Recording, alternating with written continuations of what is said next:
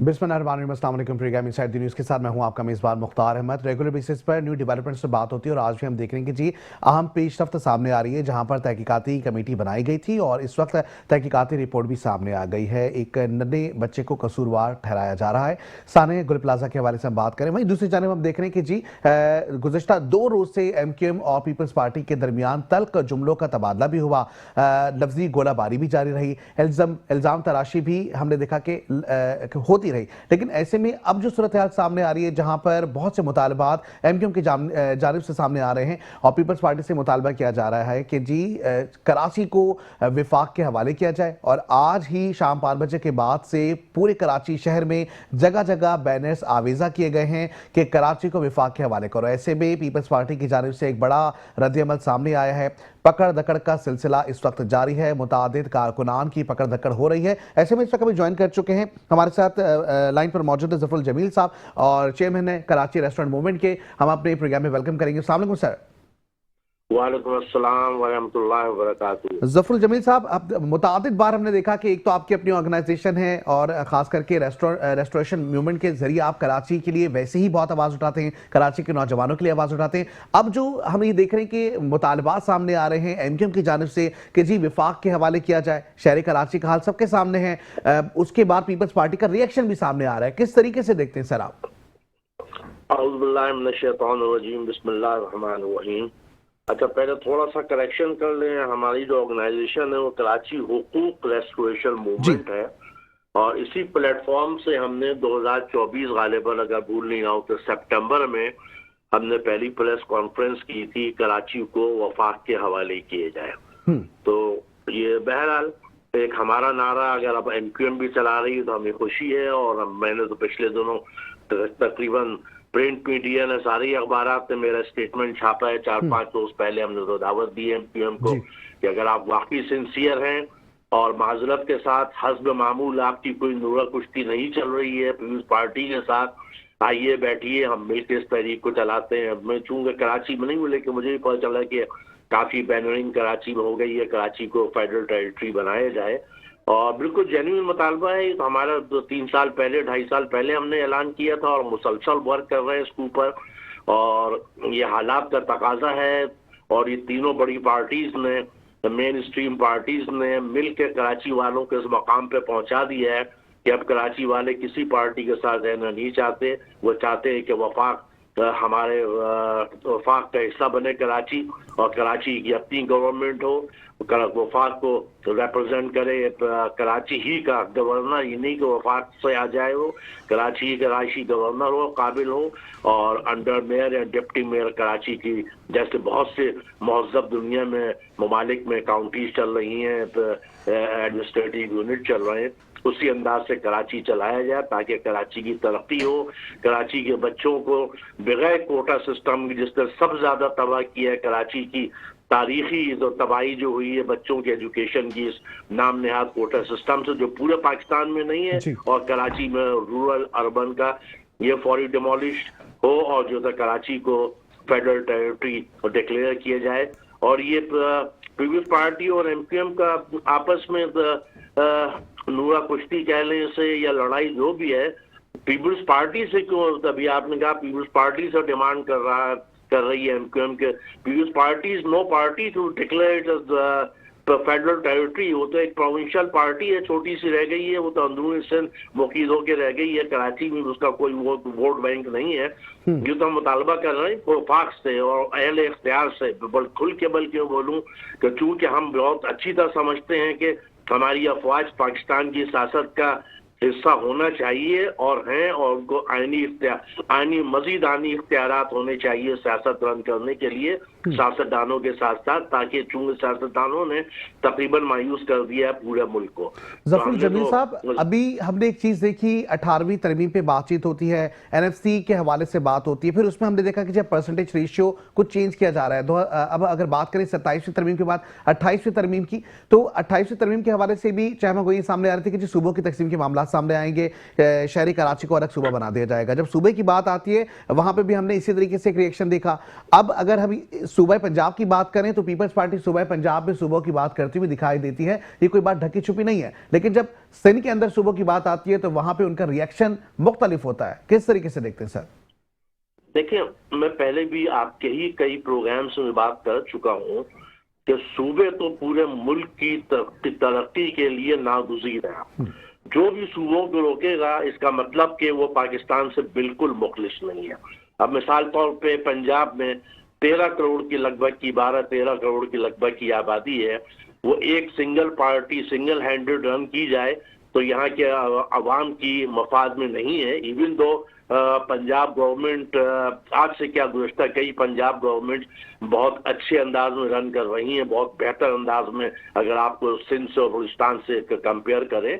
लेकिन फिर भी अब एक जो साउथ पंजाब में रहीम यार खान रह रहा है उस सबके मसाइल हल करने के लिए लाहौर आना पड़ रहा है। गरीब आदमी इतना पैसा खर्च करके 700-800 किलोमीटर चल के कैसे आएगा?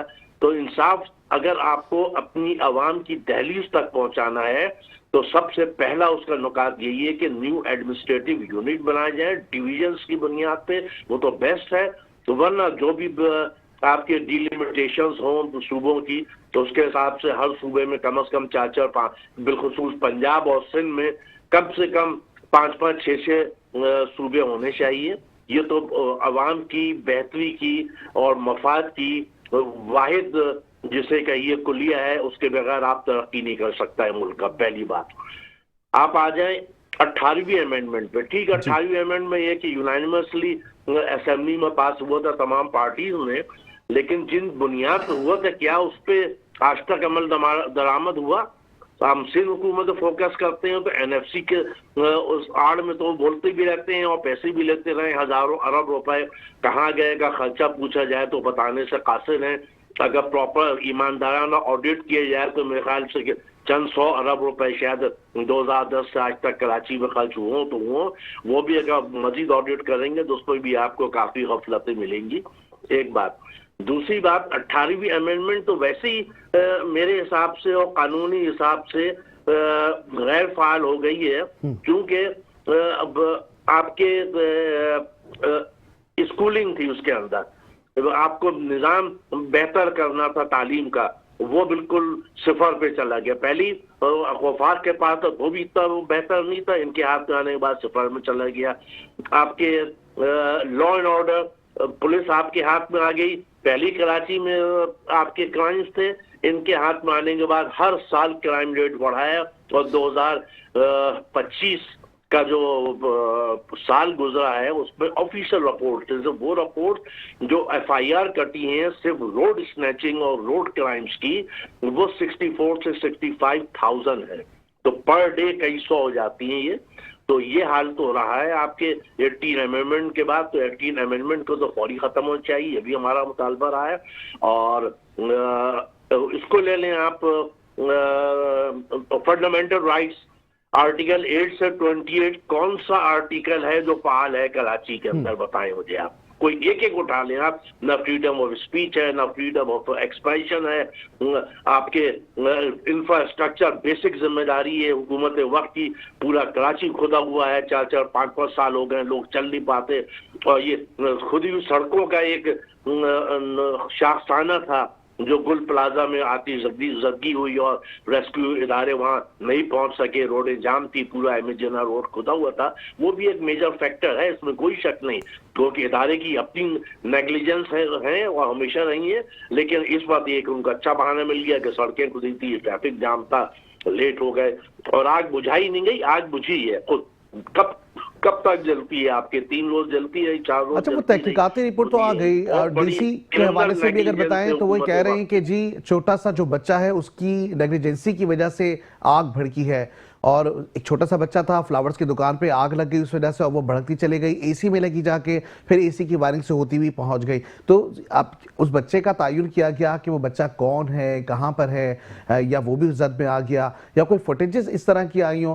तो इस वजह से अब हम ये देख रहे हैं कि जो एमक्यूएम है वो मुतालबात सामने ला रही है। वो ये कह रही है कि जी एक और जुडिशल जो कमेटी है उससे उसकी तश्कील की जाए। अब ऐसे में जो अब मामला सामने आ रहे हैं जहां आप मुतालबात रखते हैं, तरजीहात रखते हैं, वहीं पर ही फिर पकड़ धकड़ के मामला शुरू हो जाते हैं। तो ये जो नारावा सलूक है, आप इस नारावा सलूक को किस तरह देखते हैं? सर, मैंने कहा ना कि नारावा सलूक इसलिए है कि आपके आर्टिकल 8 से 28 जो फंडामेंटल राइट्स की क्लॉजेस हैं, सब गैर फाल हैं। वो तो पूरे मुल्क में बेशतर गैर फाल है, लेकिन कराची में बिलखुसूस 100% गैर फाल है। अब आपने एक बच्चे पे थोप दिया, फुटेज उसकी दिखा दी, जाइए पकड़ लाइए, उसको जेल में डाल दीजिए, यही कह सकते हैं ना। मतलब वो ये कि अगर एक बच्चे की नेग्लिजेंस से आग लग भी गई तो आग बुझाने वाले अमले उस बिल्डिंग का अपना फायर फाइटिंग सेफ्टी इक्विपमेंट, वो भी हुकूमत वक्त की जिम्मेदारी होती है। इतनी बड़े कमर्शियल प्लाजा के अंदर रेगुलर विजिट हो उनके इदारों का, सेफ्टी इदारों का, और उसको मॉनिटर करें। इन्होंने मॉनिटर क्यों नहीं किया? वहाँ की यूनियन से पूछा जाए कि अगर fire fighting system in house नहीं था तो क्यों नहीं था, और नहीं था तो भी इनके। अच्छा, दूसरा सवाल ये भी नहीं पैदा होता कि अगर बच्चे की वजह से आग लगी तो बच्चे को ये आग की तीलियां या माचिस या जो भी लाइटर वो किसने प्रोवाइड किया? ये भी तो एक सवाल बन सकता है। लेकिन वो ज्यादा इम्पोर्टेंट नहीं, बच्चा तो बच्चा है। अगर ये सच है तो ठीक है ना, ठीक। हो सकती है। और कोई भी आग एसी के जरिए या फूलों के जरिए इतनी तेजी से नहीं फैलती जब तक कि उसके अंदर कोई प्रॉपर केमिकल या कोई पेट्रोल की आग हो, वो ही फैलती है। आपको हमेशा इतना बेहतर टाइम मिल जाता है हर आग में कि आप जो है तो उसको बुझा सके। आप क्यों एक, अब आप खुद बता रहे हैं कि एक बच्चे ने फूल कौन से थे? आर्टिफिशियल फूल थे, तो कोई आपके ऑलिफिन थे आर्टिफिशियल फूल के, जो आप एक चिंगारी पकड़ते हो ऑयल की तरह आग पकड़ लेते हो। यानी इतनी अहमकाना हमेशा की तहकीकात में सामने आती हैं। बस उन्हें खाना पूरी करके फाइल क्लोज करनी है सरकार को, तो उन्होंने एक मासूम बच्चे पे इल्जाम लगा दिया। चले बच्चे ने लगा दिया भाई, इन हाउस सेफ्टी सिस्टम क्या कर रहा था? और इन हाउस सेफ्टी सिस्टम नहीं था तो उसको मॉनिटर करने वाले इदारे कहाँ हैं, उनको पकड़िए सबसे पहले तो आप, कि किसकी जिम्मेदारी थी जो इतने बड़े बड़े प्लाजो जिसको मॉनिटर करना चाहिए था। ठीक है, अब तक जो बताया जा रहा है जफर जमील साहब कि 79 अमवातें हो चुकी हैं इस साने में, जिसमें ये भी बताया गया कि जी जो ग्राउंड फ्लोर था, मेज़नाइन फ्लोर जो था, वहां से अमवातों की तादाद जो है वो ज़्यादा वाक़ हुई है, जिसकी वजह से ये देख रहे हैं कि जी जहां सांस घुटने के वाक़यात बहुत सारे सामने आए। लेकिन ऐसे भी दूसरी जानिब अगर हम देखें, अगर हम 2026 की बात करें तो अब हमें सियासी जमातें नई जन्म लेती हुई दिखाई दे रही हैं। कुछ तहरीकें चला रहे हैं, कुछ हम देख रहे हैं नई सियासी जमातें भी अब जन्म ले रही हैं। इसका मतलब तो ये हुआ ना कि पुरानी सियासी जमातें जो हैं उन पे से एतबार उठ चुका है। बिल्कुल सही बोल रहे हैं आप। मैंने आपको शुरू में ही कहा कि पूरी कौम का मेन स्ट्रीम जमातों से बिलखुसूस सिंध में 100% ट्रस्ट डेफिसिट है उनके साथ, और उनको बिल्कुल अब फाल होना नहीं चाहिए। जिनके हाथ में इख्तियार है उनको इक़दाम अब करने चाहिए। अब कराची तो रही गया तहरीक का हिस्सा, हम भी एक तहरीक चला रहे हैं कि कराची को फेडरल टेरिटरी में दो। हमें खुशी है कि मुत्तहिदा कौमी मूवमेंट भी आवाज उठा रही है। अगर वाकई वो जेन्युइनली आवाज उठा रहे हैं तो हम बिल्कुल चाहेंगे कि हम मिलकर आगे बढ़ें और इसको अमली जामा पहनवाएं। इसलिए अच्छा, जब कराची हुकूक रेस्टोरेशन मूवमेंट है आपकी, जी आपकी जो ये मूवमेंट है कराची हुकूक रेस्टोरेशन मूवमेंट, इसका जो आपने बताया कि जी फेडरल टेरिटरी के अंदर कराची को दे दिया जाए, कोई भी सियासी जमात अगर इस बात पे मुत्तफिक आपके साथ होती है तो क्या उस जमात को आप दावत देंगे? बिल्कुल देंगे, बिल्कुल। हम इन प्रेस में उसमें हम दे चुके हैं, कराची के हर अखबार में छप चुका है 2 दिन पहले मेरा अपना बयान कि अगर आप वाकई मुखलिस हैं, कोई दूरा कुश्ती नहीं है आपकी मौजूदा हुकूमत है वो सिंध के साथ, आइए बैठिए, हम इसको और फाल तरीके से पुरम तरीके से आगे बढ़ाते हैं। अहले इख्तियार के पास चल के बैठते हैं, पहले इख्तिदार के पास बैठते हैं चल के इस्लामाबाद में, और उनको हालात सबके सामने वो हमसे बेहतर जानते हैं।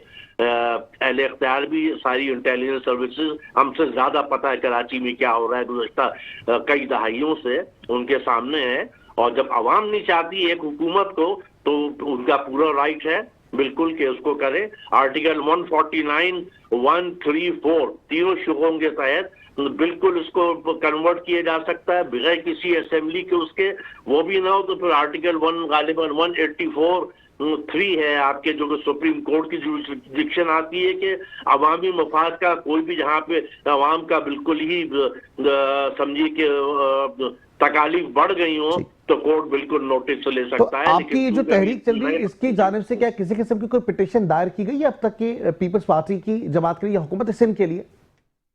हमने जी नहीं, हमने इसकी तो अभी फेडरल टेरिटरी नहीं दायर की है, लेकिन हम हर जगह मुतालबा कर रहे हैं कि इसको फेडरल टेरिटरी डिक्लेयर किया जाए। इसके लिए ना ही असेंबली की कंसेंट की जरूरत है, प्रोविंशियल असेंबली की, ना ही नेशनल असेंबली की। इसको एक जिसे कहें कि आर्टिकल 149 के तहत बिल्कुल फेडरल गवर्नमेंट को पूरा इख्तियार है एज एन एग्जीक्यूटिव। ठीक है। अच्छा जफरुल जमील साहब, यहाँ पे वक्त हुआ ब्रेक का, लेकिन ब्रेक पे जाने से पहले मैं एक और सवाल आपसे करना चाहूंगा कि अगर बिल फर्ज मिसाल के तौर पे फेडरल को कराची दे दिया जाता है तो कौन कौन सी ऐसी चीजें जो आपको अच्छी होती हुई दिखाई दे रही, लेकिन यहाँ वक्त हुआ एक ब्रेक का, हम ब्रेक पे जा रहे हैं, वापस आते हैं, जुड़े रहे, देखते हैं हमारे प्रोग्राम जिसका नाम inside the news. Welcome back नाज़रीन, प्रोग्राम में गुफ्तगू का सिलसिला जारी है। वहीं हम बात कर रहे हैं शहरी कराची के हवाले से, जहां बहुत से मसाइल तो हम देख रहे हैं जो हल हमें नजर आ रहा है। हम देख रहे हैं कि बहुत सी तहरीकें चल रही हैं, बहुत सी सियासी नई जमातें आ रही हैं, लेकिन सबका एक ही मुतालबा सामने आ रहा है कि शहरी कराची को उसका हक देना होगा। उसके लिए अगर हम बात करें तो कराची हुकूक रेस्टोरेशन मूवमेंट जो है वो भी इसी तरह के मुतालबात सामने ला रही है। ऐसे में इस वक्त हमें ज्वाइन कर चुके हैं दूसरी जानिब हमारे साथ मौजूद मोहम्मद फारूक साहब, MP हैं, जमात इस्लामी से आपका ताल्लुक है। वेलकम करेंगे अपने प्रोग्राम में। अस्सलाम वालेकुम सर। फारूक साहब, तमाम तो सूरत हाल सबके सामने है और इस वक्त हम जब जिस तरीके से देख रहे हैं कि मुतालबात और इसके साथ साथ जो कमेटी के मामला सामने आ रहे हैं साने गुल प्लाजा के हवाले से, ऐसे में दूसरी जानिब कराची को फेडरल टेरिटरी का हिस्सा बनाने की बात की जा रही है। क्या समझते हैं होना चाहिए? अगर होगा तो किस तरह होगा? कोई बेनिफिट है इसका? बिस्मिल्लाहिर्रहमानिर्रहीम, बहुत शुक्रिया।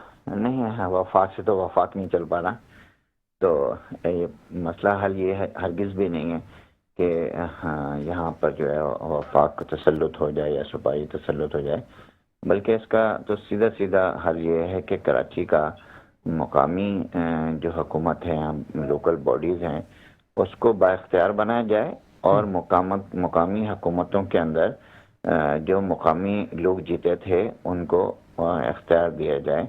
इस यहाँ की मेयरशिप पर भी कब्जा किया गया था, तो जो लोग जीते हैं उनको इख्तियार दिया जाए। तो मैं समझता हूँ जमात इस्लामी का मुतालबा ये बहुत वाज़ेह है कि एक ऐसी बाइख्तियार जो है वो लोकल बॉडी की हुकूमत, यानी सिटी डिस्ट्रिक्ट गवर्नमेंट नहीं है ये, बल्कि ये तो इस वक्त इन्होंने मेयर बनाया है, एक कठपुतली सा मेयर है जिसके पास अपनी मेयर को इख्तियार देने को ये राजी नहीं। आप ये कह रहे हैं कि शहर पे जो तबाही की जिम्मेदारी है वो इसी वजह से है क्योंकि बल्दियाती निजाम हमारा दुरुस्त नहीं है, ऐसा कहना चाह रहे हैं? बल्दियाती, जी बल्दियाती। ठीक है, क्या कहेंगे जफरुल जमील शेख साहब, तमाम तर सूरत हाल जो शहर कराची की इस वक्त वो कहते हैं कि सिर्फ बल्दियाती निजाम को दुरुस्त कर दिया जाए, इख्तियार दे दिए जाए तो सारे मसाइल हल हो जाएंगे, क्या यही हल है? नहीं, बहुत माजरत के साथ क्या नाम बताया? फारूक साहब, मोहम्मद फारूक साहब। फारूक साहब से मैं बिल्कुल इख्तलाफ करूंगा, इसलिए कि इस वक्त 9 टाउन तो बल्दियात के इनके हाथ में अब भी है ना, तो उसमें कौन सा टाउन उन्होंने मॉडल टाउन बना लिया, या कि उनको पूरे इख्तियार दे दिए जाएं तो बना लेंगे। लॉ एंड ऑर्डर तो वहीं बिगड़ी रही है ना, लॉ एंड ऑर्डर तो बल्दियात के हाथ में नहीं है ना। तो जब तक लॉ एंड ऑर्डर यहाँ की अपनी अवाम के हाथ में ना आए, गालिबन 117-18 तो पुलिस स्टेशन है कराची के, और सबसे बड़ा मसला लॉ एंड ऑर्डर है, समझे ना आप, कराची का वो आप नहीं सुधार सकते जब तक लोकल पुलिस आपकी यहाँ पे नहीं होगी। लोकल पुलिस उसी वक्त होगी जब कराची को फेडरल टेरिटरी में देकर यहाँ की अपनी हुकूमत होगी। Federal territory just like ICT with कुछ डिफरेंट चेंजिंग के साथ के, वो ICT में तो कमिश्नरेट होता है इस्लामाबाद में, यहाँ पे आपके मेयर के अंडर होगा, मेयर के अंडर पुलिस होगी, डिप्टी मेयर जो तो टाउन्स को लुक आफ्टर करेंगे। ये पूरा मजबूत सिस्टम जिससे मैं कह सकता हूँ कि एक आइन हमारे पास बना हुआ है, हम कई जगह दे भी चुके हैं, उस वक्त तक कराची का मसला नहीं होगा। सिर्फ 140A को फाल करने से नहीं होता भाई।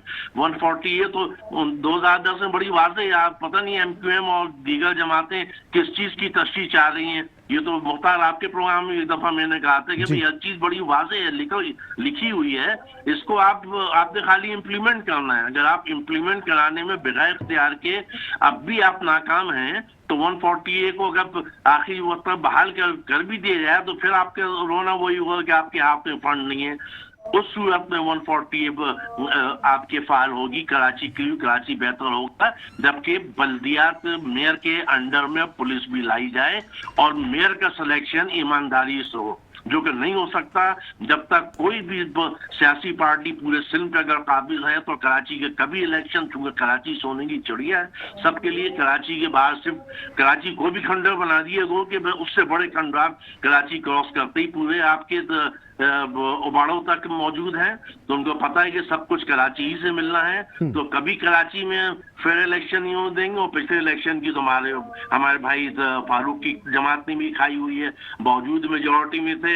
हमारे हाफिज नईमुर रहमान को सेंटर में जाना पड़ा, बजाय इसके कि यहाँ खड़े होकर अपने हक के लिए और कराची वालों के हक के लिए, जिन्होंने पहली दफा ओवरवेलमिंग वोट दिया है जमात इस्लामी को बल्दियात में, इसमें कोई शक नहीं है। लेकिन जो जमात ने खुद स्टैंड नहीं लिया, सब चीज कोलैप्स हो गई। और आइंदे भी आपसे जबानी मुतालबे करते रहेंगे जब तक कराची फेडरल टेरिटरी नहीं डिक्लेयर होगी with certain better power, certain system and with certain infrastructure, उस वक्त तक कराची वालों का कोई हल नहीं है। इसको क्या आपको कहेंगे भी दावत देता हूँ जमात इस्लामी को, आप भी आइए, मिलिए, हमारे साथ बैठिए, पूरा प्रोग्राम देखिए, आप मशवरा दीजिए। हमसे ज्यादा बड़ी पार्टीज आप बहुत बड़ी हैं, तो मेन स्ट्रीम की पार्टी है, आप आइए मशवरा दीजिए कि ये तो तय है कि कराची को जब तक आप मेन स्ट्रीम पार्टीज के तसल्लुत से नहीं छुड़ाएंगे, कराची तरक्की नहीं कर सकता। ये साबित हो चुका है, 77 साल हो चुके हैं। आप जी फारूक साहब, कुछ फहमी में है तो ये जी फारूक साहब से पूछना चाहेंगे। जी फारूक साहब क्या कहेंगे?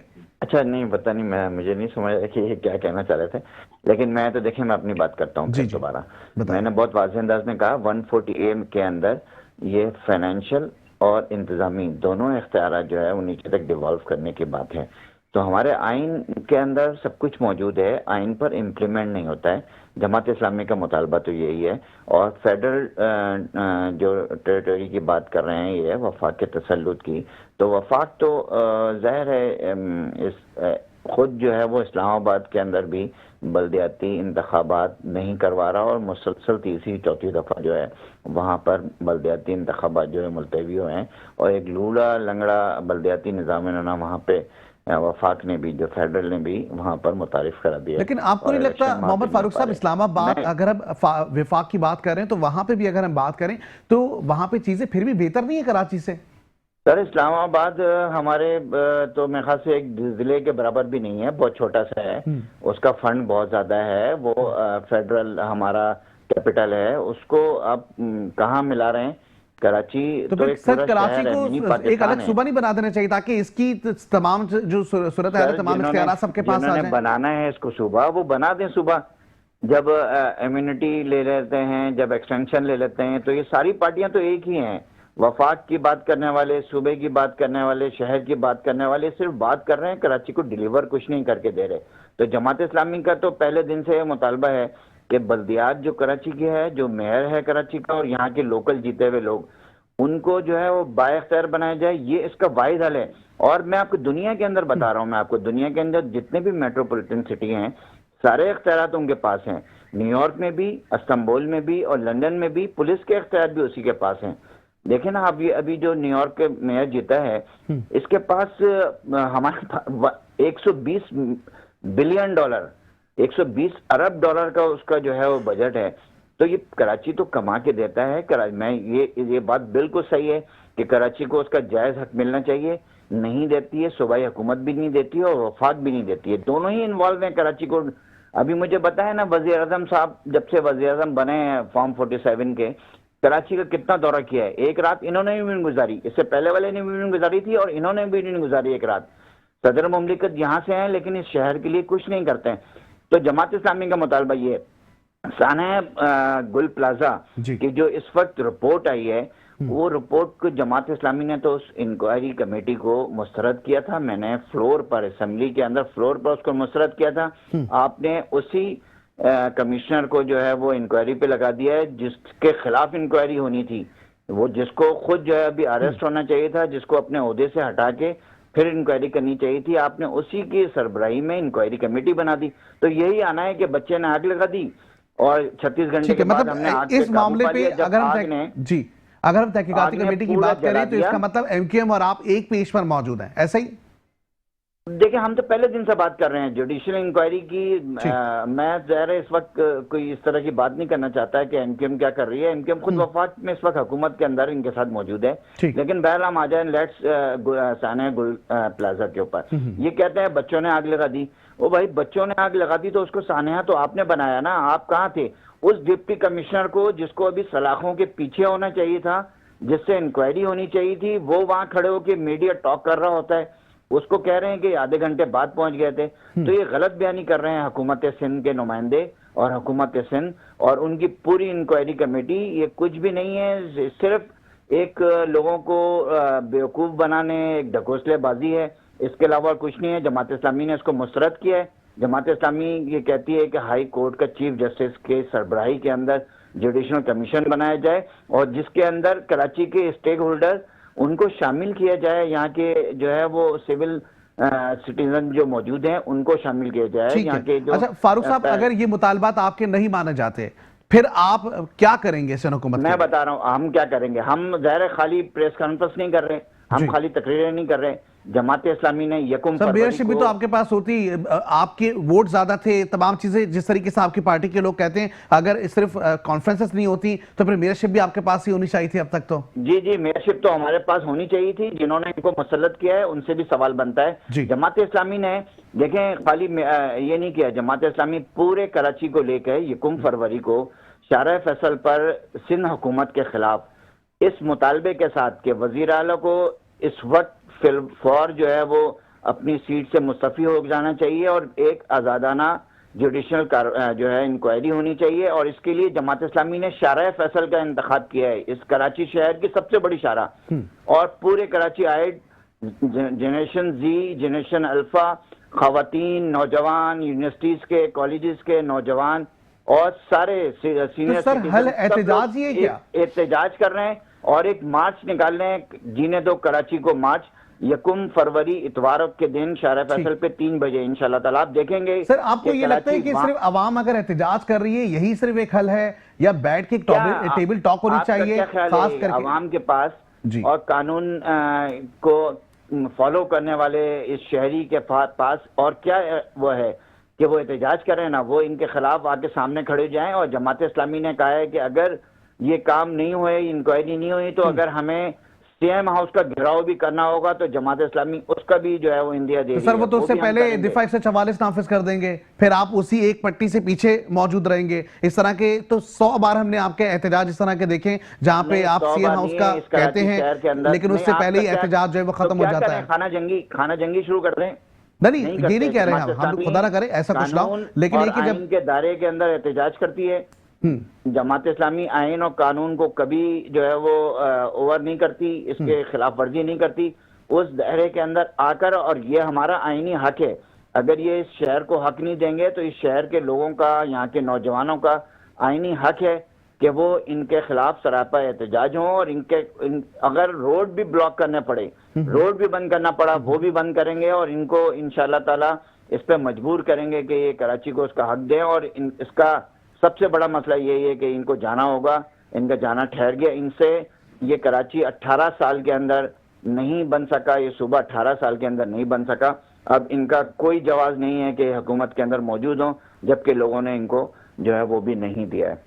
ठीक है, बहुत शुक्रिया मोहम्मद फारूक साहब, आपका मौक़िफ़ सामने आ गया। दूसरी जानिब हमारे साथ मौजूद हैं ज़फ़रुल जमील शेख साहब। ज़फ़रुल जमील शेख साहब, क्या मुत्तफ़िक़ हैं सिर्फ एहतजाज करके ही हम जमहूरी अमल को आगे बढ़ा सकते हैं, या अब हमें मुस्तक़बिल की पॉलिसीज़ बनानी होगी? जिस तरीके से पहले भी मैंने एक यही सवाल किया था कि जी सियासी जमातें दूसरी वजूद में आ रही हैं, तो इसका मतलब ये जो सारी सियासी जमातें जो पुरानी हैं इनका वतीरा यही है कि सिर्फ और सिर्फ एहतजाजी जो है मुजाहरे कर रहे हैं और उसके बाद टेबल टॉक के ऊपर आना है। यहाँ वक्त तो एक ब्रेक, हम ब्रेक पे जाएंगे, वापस आएंगे, उसके बाद ज़फ़रुल जमील साहब आपसे भी जवाब लेते हैं।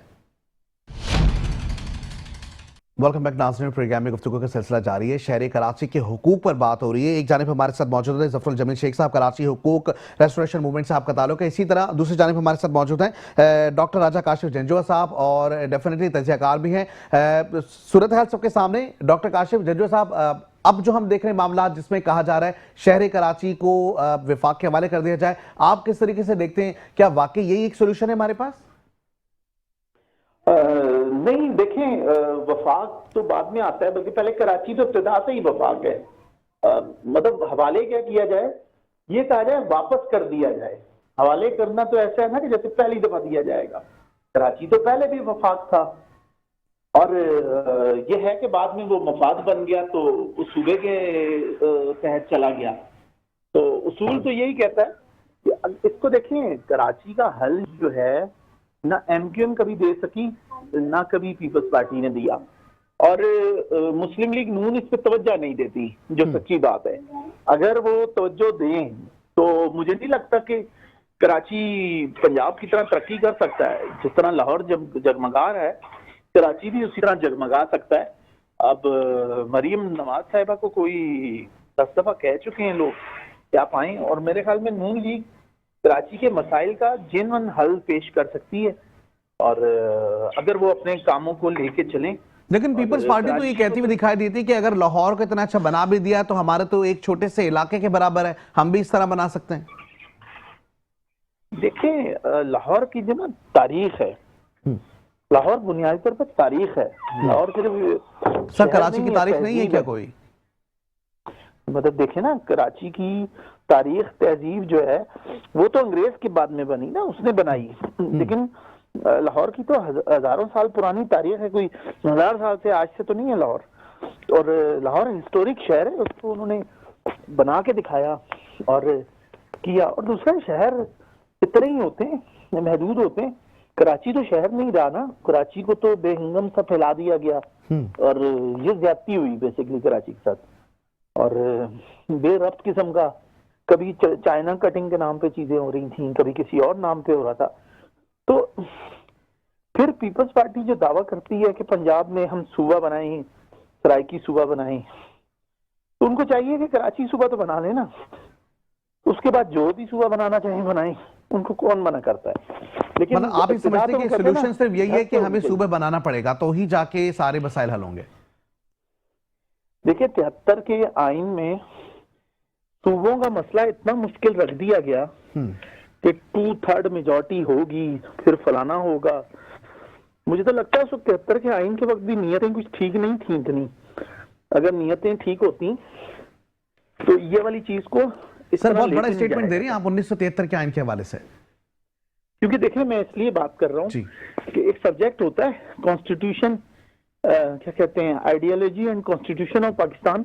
पीपल्स पार्टी ने ही शामिल कराया था यूनिवर्सिटीज की लेवल पे, और इस मरतबा उसको किया गया, और वो मैं पढ़ा भी चुका हूँ। तो मुझे इसलिए कॉन्स्टिट्यूशन की ना ज़बानी चीजें बहुत सारी याद हैं, और सिर्फ पाकिस्तान के कॉन्स्टिट्यूशन की बात में एक की नहीं कर रहा, तीनों की कर रहा हूं। अच्छा, जफरुल जमील साहब भी हमारे साथ मौजूद हैं, हम उनसे भी इसी हवाले से थोड़ी सी गुफ्तगू कर लेते हैं। जफरुल जमील साहब, आप मुत्तफिक हैं जिस तरीके से बताया जा रहा है कि 1973 का जो आइन बना है वही आइडियोलॉजी के अंदर, या वो कह रहे हैं कि नियतों का कुछ फुकदान वहां से दिखता है?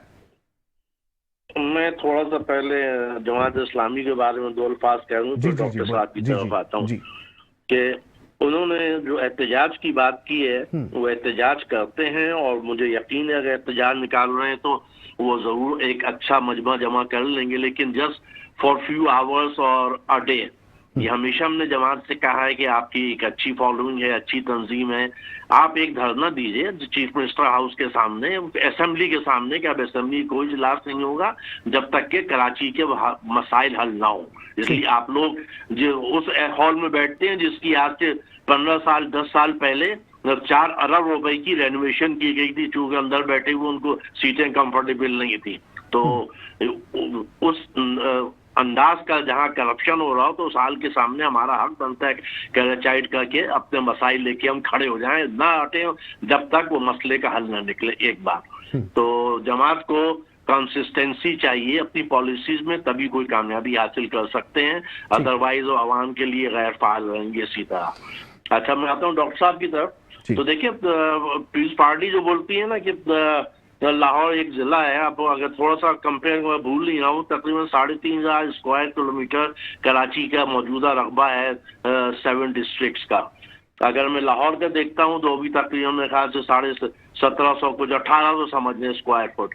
तो आप इस पार्टी की बोली भाई चलें आप 3,500 के 3,500 नहीं 1,700 स्क्वायर फुट। अब मैं इस वक्त भी इत्तेफाक से लाहौर में हूँ, तो मैं नहीं समझता कि लाहौर का कोई चल मेन नई आबादी तो छोड़ दीजिए, आप पुराने गेटेड सिटी में चले जाइए, उसके लेवल का आप 1,700 स्क्वायर किलोमीटर के एरिया कराची ठीक है, का मतलब बना अभी दीजिए आज साल आप भर। लाहौर में मौजूद हैं और आप कराची में भी होते हैं, तो अभी कैसा महसूस कर रहे हैं? कुछ अलग महसूस हो रहा है आपको सर? सर कराची से कंपेयर करता हूँ तो मुझे लगता है कि मैं जन्नत में हूँ, इसलिए रात के 2 बजे दिल चाहता है बाहर जाने का, जी। बेफिक्री से चले जाता हूँ। मुझे अपनी मोबाइल की फिक्र नहीं होती, मुझे अपनी जान की फिक्र नहीं ठीक। होती, मुझे अपनी गाड़ी की फिक्र नहीं होती। तो ये फिक्र नहीं होती कि ये वो शहर है जहाँ से 2025 में 64,000 सड़क पे वारदातें हुई है। तो सर ये अलमिया है। अच्छा, दूसरी चीज, अभी कसूर देखें सिर्फ कराची पीपल्स पार्टी का नहीं है, ये बहुत बड़ा कसूर उस वफाकी पार्टी का भी है जो कई दफा इख्तिदार में आ चुकी है, आज भी है। मुस्लिम लीग नून की बात कर रहा हूँ। ये डॉक्टर साहब ने बिल्कुल सही कहा कि वो तवज्जो नहीं देते कराची पे। अगर कराची पे तवज्जो देते हो, देखें तो इस वक्त ये दोनों पार्टियां बड़ी जो हैं वो बिल्कुल रीजनल पार्टी बनी हुई है। मुस्लिम लीग अच्छा, नून लीग का अगर हम की बात कर पार्टी रहे है। हैं, जी सर नून लीग की अगर बात करें तो हमने हमेशा उनके दौरे हुकूमत में ये देखा कि जी इंफ्रास्ट्रक्चर पे काम हुआ है, ये एक स्ट्रैटेजी है जिससे हम देखते हैं कि आवाम काफी अट्रैक्ट भी होती है इसी वजह से। हाँ, मतलब वही कहते हैं कि जो वज़ीर आज़म नून लीग का बनता है उसे पंजाब का वज़ीर आज़म रहता है, ये बहुत बड़ा अलमिया है। अगर पूरा मुल्क का बन जाए जी। तो ये मुस्लिम लीग नून रीजनल पार्टी नहीं होती, पूरे पाकिस्तान की पार्टी काशिफ होती जिंदर है। साहब क्या कहेंगे इस बात पे? जी काशिफ जिंदर साहब। जी ठीक कह रहे हैं। मुस्लिम लीग नून को देखना चाहिए कि वो क्या कर सकते हैं, और वो चीजें दे ही नहीं रहे। और क्योंकि पाकिस्तान में आप ये देखें ना कि जब पीटीआई को चांस दिया गया और वो इतने कामयाबी से आगे नहीं बढ़े, तो आखिरी ला मोहल्ला किसको लेके आए, किसको चांस मिला, कौन आगे आया, किसने आके मुल्क को बचाया, किसने मुल्क को बनाया और बचाया? देखिए पाकिस्तान बनाने वाली पंजाब में तो उन्होंने बुजदार को बिठाया था लाके, वजीर आला बुजदार साहब मौजूद थे। अब भी वजीर आला हम देखें तो वो मरियम नवाज साहब हैं, लेकिन परफॉर्मेंसेस में फर्क बहुत नजर आ रहा है। और जी और पीपल्स पार्टी को अपने आप को देखना चाहिए कि वो किस जगह पे स्टैंड करते हैं। अपने कॉल ऑफ फेल में पीपल्स पार्टी के तजाद क्यों है कि जिस तरह वो करते हैं कि जी हम सराइकी सूबा बनाओ, वहां जुल्म हो रहा है। और वो जो सराइकी सूबा कहते हैं वो बेसिकली सराइकी तो लफ्ज 1962 से पहले किसी ने सुना ही नहीं था। ये तो सिंध में जो बोली जा रही थी, ये तो बुनियादी तौर पे सारे बलोच हैं जितने भी आबाद हैं, आबादकार लोग हैं। हुमायूं लाया था, अकबर के बेटे के साथ आए थे मीर चाकर रिंद, तो इवन देख लें उनकी तो मेरे ख्याल में कब्र भी है उकाड़ा में गालबन। तो आप सोचेंगे आपको पंजाब में बहुत बड़ी तादाद में बलोच मिल जाते हैं। बलूचिस्तान से ज्यादा बलोच तो शायद पंजाब में होंगे और सिंध में होंगे। तो ये क्या आप बलोचों के लिए एक नया सूबा बनाना चाह रहे हैं? ये भी एक सवाल पैदा होता है। तो बहुत सारी ऐसी चीजें हैं कि उनको सोचना चाहिए कि वो ये सोचते हैं कि शायद अपनी पोजीशन बनाएंगे। तो पीपल्स पार्टी इस तरह कैसे चलेगी, मुझे नहीं समझ में आता। कि ये तो घर से शुरू करें ना, सिंध में एक सूबा बना दें, कराची को एक इंतजामी तौर पे, आप लिसानी नहीं बनाते, इंतजामी सूबा बना दें, और कराची को आपको दो सर एक जानिब ये देखते हैं, जनूबी पंजाब की जब बात आती है तो वहां पे पीपल्स पार्टी हमें दिखाई देती है कि वो कहती है कि यहाँ पे सूबा बन जाना चाहिए, पंजाब में एक सूबा और बनना चाहिए। लेकिन इसी तरीके से जब सिंध की बात आती है और एमक्यूएम की जानिब से या दीगर दूसरी जमातें इसके ऊपर मुत्तफिक होती हैं कि जी जनाब एक सूबा अलग बनाना चाहिए, वहां पर उनका जो रवैया है वो थोड़ा मुख्तलिफ नजर आता है।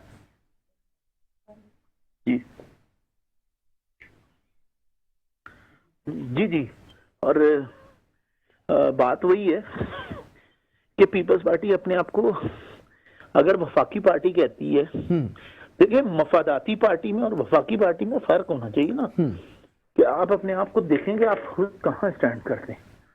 पीपल्स पार्टी को तो देखना चाहिए, ठीक, लेकिन वो नहीं देख रहे। ठीक है डॉक्टर काशिफ जिंदर साहब, बहुत शुक्रिया। मैं इंटरप्ट करूंगा। जी। वफाकी पार्टी तो ना पीपल्स पार्टी है और ना मुस्लिम लीग नून है। मुस्लिम लीग नून ने भी अपने आप को कंफाइन किया हुआ है with in the parameters of Punjab, जो पूरे मुल्क के लिए बड़ा नुकसानदेह है। इनको भी सोचना चाहिए, इनके पास लोग हैं, काम करना जानते हैं। आप कोई ऐसा उन इलाकों में काम कीजिए, आपके इलाके तो डेवलप हो गया, इंशाल्लाह डेवलप रहेंगे। आप उन इलाकों में बलिस्तान में आइए, आप सिंध में आइए, काम कीजिए, कराची में आइए, ताकि आप क्योंकि वजीर आजम तो पूरे पाकिस्तान का है ना, आप पूरे पाकिस्तान की पार्टी बने फिर आप। जी सर, बात तो ये भी है ना कि तवज्जो नहीं है। जी, बात तो ये भी है कि वजीर आजम तो पूरे पाकिस्तान का है, सिर्फ एक शहर का तो नहीं है ना। वो नहीं समझते। ये बस सही कहा डॉक्टर साहब ने कि गुज़श्ता वज़ीर आज़म शायद एक आध रात रुक भी गया था कराची में। ये तो हसरत है कि कभी नून लीग का कोई वज़ीर आज़म कराची में एक रात गुजारी हो, एक दिन गुजारा हो, यानी कि आम आवाम से मिलने की कोशिश की उन्होंने कभी। वो बस अगर ये समझ रहे हैं कि खाली पंजाब को बना के पाकिस्तान कायम रहेगा, तो बहुत माजरत के साथ मेरे मुंह में खाक बता दूं, ऐसा कभी नहीं होगा।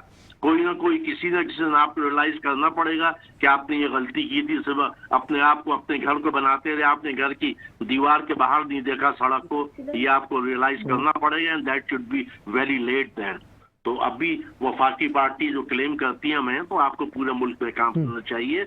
वज़ीर आज़म पूरे मुल्क का होता है, सदर पूरे मुल्क का होता है, किसी एक रीजन का नहीं होता। इस पहलू पे हमारा कोई वज़ीर आज़म आज तक जब से अवामी अदबार आए हैं किसी ने काम नहीं किया। ये अलमिया है हमारी इस पूरी कौम का। ठीक है, तो अगर जिस तरीके से हुकूमत सिंध की हम बात कर रहे हैं जहाँ पे पीपल्स पार्टी है, अगर अभी भी हम देख रहे हैं कि जी सदर की बात करें तो वो भी पीपल्स पार्टी जो सिंध में मौजूद है वही उसी से ही बने हुए हैं ना, तो फिर मेरे ख्याल से फिर तो पूरे पाकिस्तान में और सिंध में तो ज़्यादा काम होना चाहिए था सर। बिल्कुल होना चाहिए, लेकिन वो देखें ना, तो हम तो बड़े अफसोस के साथ कहते हैं, पीपल्स पार्टी से तो हमें कतन कोई उम्मीद नहीं है, किसी भी कराची वाले को, किसी भी सिंध वाले। सिंध से आप पीपल्स पार्टी का खौफ हटा दीजिए, उनके तो ताकतवर लोगों के, एक आम आवाम से। अभी देखिए कि कराची से बड़ा अजधाम निकलेगा पीपल्स पार्टी के खिलाफ सिंध से आम आदमी का। खाली कोई जाके कोई भी अहले इख्तियार बोल ले कि हाँ में निकलो, अपनी हकीकत बोलो सड़क पे आके, तुमको कोई हाथ नहीं लगाएगा। अभी देखिए कितना बड़ा जाम निकलता है कश्मीर से लेके। अच्छा साहब, क्योंकि वक्त बहुत ही मुख्तसर सा है, चाहूंगा मैं जफर जमील शेख साहब एक आखिरी कमेंट लेना, जो सानिया हुआ डेफिनेटली गुल प्लाजा के हवाले से, और अब जो तहकीकाती कमेटी की रिपोर्ट सामने आई है, इसके ऊपर क्या कमेंट करेंगे? एक लाइन में कमेंट कर दीजिएगा सर।